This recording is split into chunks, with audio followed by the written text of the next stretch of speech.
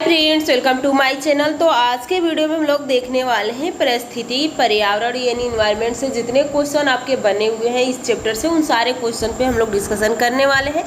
तो इस वीडियो के लास्ट तक बने रहिएगा और लास्ट में कमेंट करके ज़रूर बताइएगा कि आप लोग के कितने क्वेश्चन सही हो रहे हैं। तो चलिए, आज का पहला क्वेश्चन है आप लोग का। देखिए, यहाँ पे पहला क्वेश्चन पूछा गया है कि निम्नलिखित में से पारिस्थितिकी तंत्र का कौन सा जीवीय संगठन नहीं है, यानी जीवी यानी जिसमें जीवन नहीं है। तो क्या वाई हो जाएगा? वनस्पति, जीवाणु, जानवर। तो सही ऑप्शन आप लोग का हो जाएगा ऑप्शन ए। अगला देखिए, परितंत्रों में खाद्य श्रृंखलाओं के संदर्भ में निम्नलिखित कथनों पर विचार कीजिए। खाद्य श्रृंखला उस क्रम को निर्देशन करता है जिसमें जीवों की एक श्रृंखला एक दूसरे के आधार द्वारा पोषित होती है। खाद्य श्रृंखला एक जाति की समष्टि के अंतर्गत पाई जाती है। खाद्य श्रृंखला उस प्रत्येक जीव की संख्या का जो दूसरे के द्वारा खाई जाने का निर्देश करती है। तो यहाँ पे आप लोग का सही ऑप्शन हो जाएगा ऑप्शन ए, यानी ऑप्शन केवल 1 ही सही होगा। अगला क्वेश्चन देखिए, अगला क्वेश्चन क्या पूछा गया है। पृथ्वी का सर्वाधिक बृहद पारिस्थितिकी तंत्र निम्नलिखित में से कौन सा है? तो यहाँ पे सबसे बड़ा कौन सा है? जीव जलमंडल, जीवोम, स्थलमंडल, जैवमंडल। तो जलमंडल, स्थलमंडल, जीवोम और जैवमंडल। तो सही ऑप्शन हो जाएगा जैवमंडल। देखिए, इसमें एक घास स्थलीय पारिस्थितिकी तंत्र के खाद्य श्रृंखला में विभिन्न घटकों का सही क्रम क्या है? तो सबसे पहले टिड्डा तो आएगा नहीं, तो सबसे पहले घास आएगी। घास को टिड्डा खाएगा, टिड्डा को मेढक खाएगा, मेढक को सर्प खाएगा। तो सही ऑप्शन ऑप्शन ए हो जाता है। अगला क्वेश्चन देखिए, अगला क्वेश्चन क्या पूछा गया है।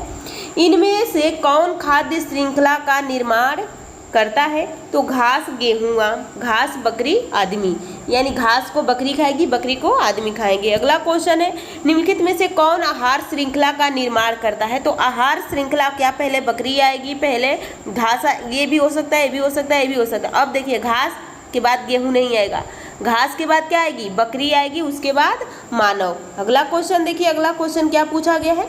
भारत में धारणीय के दृष्टिकोण से विद्युत उत्पाद का सबसे अच्छा स्रोत क्या है? तो इसमें सबसे अच्छा स्रोत क्या है? कोयला है। एक वाई है, तो यौगिक है, तत्व है, मिश्रण है, विद्युत अपघटन है। तो वाई क्या है? बहुत सारे तत्वों का एक मिश्रण है और वो अनिश्चित मात्रा में मिश्रण पाया जाता है, तो वह मिश्रण हो जाएगा।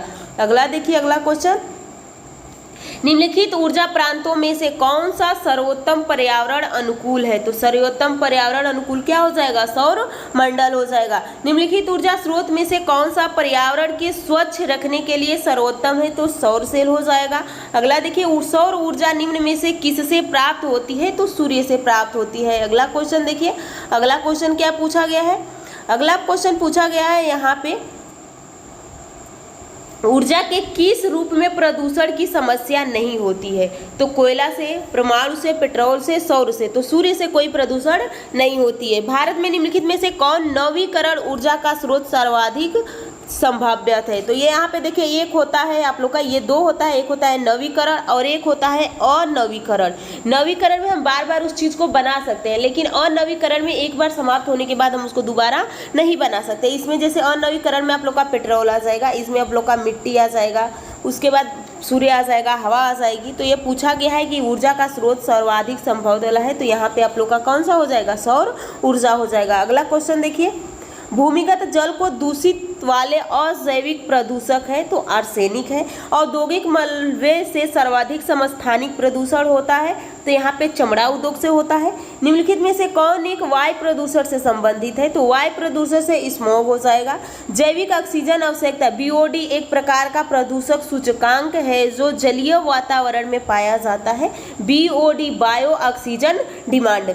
अगला देखिए, एक पारिस्थितिकी तंत्र में निम्नलिखित में से कौन सा प्राथमिक उपभोक्ता है? प्राथमिक उपभोक्ता यहाँ पूछा गया है, तो प्राथमिक उपभोक्ता में कौन आ जाएगा आप लोग का? यहाँ पे आप देख सकते हैं कि प्राथमिक उपभोक्ता में आपका कौन आ जाएगा? चींटी या हिरण, लोमड़ी, बाघ। तो यहाँ पे देखिए कौन घास खाता है, तो पहला आप लोग का यहाँ पे सही हो। तो चलिए अगला क्वेश्चन देखते हैं, यहाँ पे सही हो जाएगा आप लोग का। अगला क्वेश्चन देखिए, अगला क्वेश्चन क्या पूछा गया है। खाद्य श्रृंखला फूड चेन में मानव है। मानव क्या है? तो मानव प्राथमिक तथा द्वितीय उपभोक्ता है। केवल प्राथमिक उपभोक्ता है, केवल द्वितीय उपभोक्ता है, केवल निर्माता है या प्राथमिक और द्वितीय उपभोक्ता दोनों है।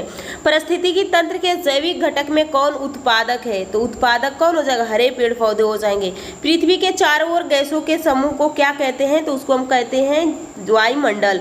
यहाँ पे निम्नलिखित में से कौन वैकल्पिक ऊर्जा का सबसे बड़ा संग्रहगार है, तो यहाँ पे सही हो जाएगा सौर ऊर्जा। शुष्क हवा में नाइट्रोजन की मात्रा 78% होती है। निम्नलिखित गैसों में से कौन सी वायु में नहीं पाई जाती है, तो वायु में रेडॉन नहीं पाया जाता है। अगला क्वेश्चन पूछा गया है, वातावरण में सर्वाधिक प्रतिशत है, तो नाइट्रोजन सबसे ज्यादा है। हवा में जिस गैस की मात्रा सबसे अधिक होती है वह है नाइट्रोजन। यदि पृथ्वी पर पाई जाने वाली वनस्पतियां, पेड़ पौधे समाप्त हो जाए तो किस गैस की कमी हो जाएगी, तो ऑक्सीजन की हो जाएगी।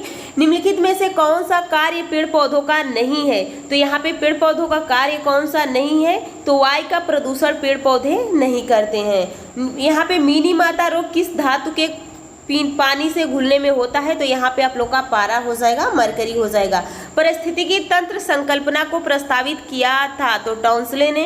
अगला देखिए, निम्नलिखित में से कौन एक पारिस्थितिकी तंत्र के संबंध में सही नहीं है, तो यहाँ पे यह एक बंद तंत्र होता है। प्रथम पोषक स्तर के अंतर्गत आते हैं, तो यहाँ पे आ जाएंगे हरे प्लांट। निम्नलिखित में से कौन सा एक जीवाश्म ईंधन नहीं है, तो यहाँ पे जीवाश्म ईंधन यूरेनियम नहीं है। सबके लिए सतत ऊर्जा दशक पहल है, तो संयुक्त राष्ट्र संघ का। पारिस्थितिकी तंत्र के संदर्भ में निम्नलिखित कथनों पर विचार कीजिए। स्वपोषी स्तर पर उत्पादन को प्राथमिक उत्पादक कहा जाता है। यहाँ पे द्वितीय उत्पादक के संदर्भ में परपोषी विषम पोषण स्तर के उत्पादन से है, तो यहाँ पे आप लोग का सही ऑप्शन हो जाएगा पहला और दूसरा। ऊर्जा संकट से क्या तात्पर्य है, तो ऊर्जा संकट से कोयला तथा पेट्रोल जैसे जीवाश्म ईंधन के समाप्त होने की खतरा है। अगला क्वेश्चन देखिए, अगला क्वेश्चन क्या पूछा गया है। देखिए हम लोग यहाँ पे ज्यादा डिस्कशन नहीं करेंगे क्योंकि हम लोग का इसमें ये मोटिव रहता है कि कम टाइम में ज्यादा क्वेश्चन कर ले। देखिए निम्नलिखित में से कौन सा एक ऊर्जा का नवीकरण स्रोत है, तो ऊर्जा का नवी स्रोत सौर ऊर्जा है। क्योंकि हम लोग इसकी थ्योरी अलग चल रही है, तो हम लोग थ्योरी में बहुत अंदर यानी डिप्थ में जाके पढ़ते हैं। ये हम लोग का रिवीजन है, तो हम लोग इसमें बस क्वेश्चन को रिवीजन करते हैं। तो आप लोग थ्योरी वाली भी क्लास जरूर देखिएगा और लास्ट में कमेंट करके ज़रूर बताइएगा कि ये क्लास आपको कैसा लगा। देखिए ये भी बताइएगा कि अगर आपको इसको ज़्यादा डिफिनेशन चाहिए, मतलब बिल्कुल एक एक क्वेश्चन को हम लोग पोस्टमार्टम करते हुए चले, तो वो भी आप लोग की चाहत होगी तो कमेंट कर दीजिएगा। लेकिन ये मेरे ये मोटिव रहता है कि हम लोग थ्योरी में तो अच्छे से पढ़ लेते हैं, जब प्रैक्टिस करते हैं तो पहले क्वेश्चन देखते हैं कि कितना क्वेश्चन हम लोग को सॉल्व हो जा रहा है कम टाइम में, जिससे कि हम लोग को पेपर के टाइम भी रिवीजन करना पड़े तो हम आसानी से उसको कर ले।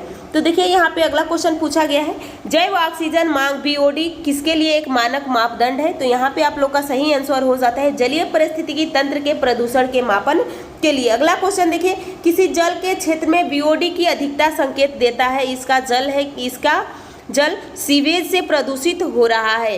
अगला देखिए, सीवेज जो नली नाले के पानी होते हैं उसको हम सीवेज बोलते हैं। नदी में जल प्रदूषण के निर्धारण के लिए घुली हुई मात्रा पाई जाती है ऑक्सीजन की। पारिस्थितिकी निम्नलिखित के बीच पारस्परिक संबंधों का अध्ययन है, तो यहाँ पे आप लोग का सही हो जाएगा जीव और वातावरण का। सौर सेल द्वारा किस ऊर्जा को विद्युत ऊर्जा में बदला जाता है, तो यहाँ पे आप लोग का सही हो जाएगा प्रकाश ऊर्जा को। हवा में सर्वाधिक मात्रा में पाए जाने वाली गैस है नाइट्रोजन। ऊर्जा का नवीकरण स्रोत है तो पौधा। प्राकृतिक एवं सामाजिक सांस्कृतिक है, तो यहाँ पे आप लोग वनों की कटाई, शिकार, निर्माण कार्य और ये सभी। दिन और रात होने का प्रमुख कारण क्या है, तो पृथ्वी का अपना दूरी पर घूमना। अगला देखिए, प्राकृतिक पर्यावरण का प्रमुख घटक है तो जलवायु कारक। किसके नेतृत्व में चिपको आंदोलन को बल मिला था, तो यहाँ पे आप देख सकते हैं सुंदरलाल बहुगुणा। खाद्य श्रृंखला में ऊर्जा का प्रवाह होता है, तो यहाँ पे एक देशीय होता है। परितंत्री में ऊर्जा का प्राथमिक स्रोत है, तो यहाँ पे सूर्य का प्रकाश हो जाएगा। अगला क्वेश्चन देखिए, निम्न में कौन सा पर्यावरण अध्ययन का घटक नहीं है, तो सौरमंडल। पारिस्थितिकी तंत्र का उदाहरण है, तो यहाँ पे आप लोग का तालाब हो जाएगा। अधिकतम पेड़ पौधे पाए जाते हैं, तो ये कहाँ पाए जाते हैं, स्थल मंडल पे पाए जाते हैं। हवा में उपस्थित ऑक्सीजन 21% होता है। निम्न में से कौन पर्यावरण के लिए हानिकारक है, तो यहाँ पे प्लास्टिक। निम्नलिखित में से कौन द्वितीय श्रेणी का उपभोक्ता है, तो यहाँ पे सांप आ जाएगा। ओजोन परत सूर्य से आने वाली किन किरणों को रोकता है, तो पराबैंगनी किरणों को, UV किरणों को रोकता है। पर्यावरण एवं वन मंत्रालय भारत सरकार द्वारा पर्यावरण के क्षेत्र में दिया जाने वाला पुरस्कार है, तो यहाँ पे दिया गया था ब्रिज मीन को। वायुमंडल में 99% भाग पर किन गैसों किन दो गैसों का विस्तार है? तो यहाँ पे सही हो जाएगा ऑक्सीजन एवं नाइट्रोजन का। सीएनजी का पूरा रूप है तो कंप्रेस्ड नेचुरल गैस हो जाएगा। वायु प्रदूषण को कम किया जाता है तो वायु प्रदूषण का वृक्षों द्वारा। विश्व उष्मायन के लिए निम्न में से कौन एक कारक है? तो यहाँ पे सही हो जाएगा वाहनों से निकली गैस। खाद्य श्रृंखला में के परस्पर समूह को कहा जाता है तो खाद्य जाल कहा जाता है। वायुमंडल में नाइट्रोजन गैस की प्रतिशत मात्रा 78 पॉइंट कुछ है। अगला देखिए, अगला क्वेश्चन पूछा गया है यहाँ पे आप लोग का। यहाँ पे देखिए सीएनजी का ईंधन के रूप में किसमें प्रयोग किया जाता है? तो वाहनों एवं उद्योग में। पृथ्वी का अपमार्जक कौन है? तो यहाँ पे आप लोग का सही जीवाणु और कवक। पर्यावरण दिवस कब मनाया जाता है? तो ये 5 जून को मनाया जाता है पर्यावरण दिवस। देखिए डेसिबल निम्नलिखित में से किसे मापने की इकाई है? तो डेसिबल में हम ध्वनि मापते हैं। जल जनित रोग है तो यहाँ पे अतिसार हो जाएगा। 71% पृथ्वी के तल ढका रहता है जल से। विश्व में जल संगठन का प्रमुख कारण है तो यहाँ पे आप लोग का सही हो जाएगा नगरीकरण। कौन सी बीमारी दूषित जल पीने से फैलता है? तो यहाँ पे सही हो जाएगा टाइफाइड। निम्नलिखित में से कौन सा रुके या इकट्ठे हुए पानी में हो सकता है? तो मलेरिया। वायु प्रदूषक का कारण है धुआं। वायु प्रदूषण का कौन सा स्रोत नहीं है? तो यहाँ पे ठोस अपशिष्ट स्रोत नहीं है। सभी बड़े शहरों सड़कों पर भारी संख्या में वाहनों के कारण पर्यावरण प्रदूषण की समस्या का सामना कर रहे हैं। पर्यावरण संरक्षण के लिए शहर के लोग व्यक्तिगत रूप से माध्यम में अपना सहयोग दे सकते हैं। तो यहाँ पे ऑप्शन बी से आने जाने के लिए सार्वजनिक यातायात व्यवस्था का प्रयोग करके। पर्यावरण के अंतर्गत आता है तो यहाँ पे पेड़ पौधे, जीव जंतु, मकान, सड़क, पूजा स्थल, रिश्तेदार, नाते, संस्कृति, ये सभी आते हैं। तो आज की वीडियो हम लोग यहीं पे समाप्त करेंगे। हम लोग चैप्टर वाइज क्लास भी चले फिजिक्स, केमिस्ट्री, बायो के, तो आप लोग ज़रूर देखिएगा।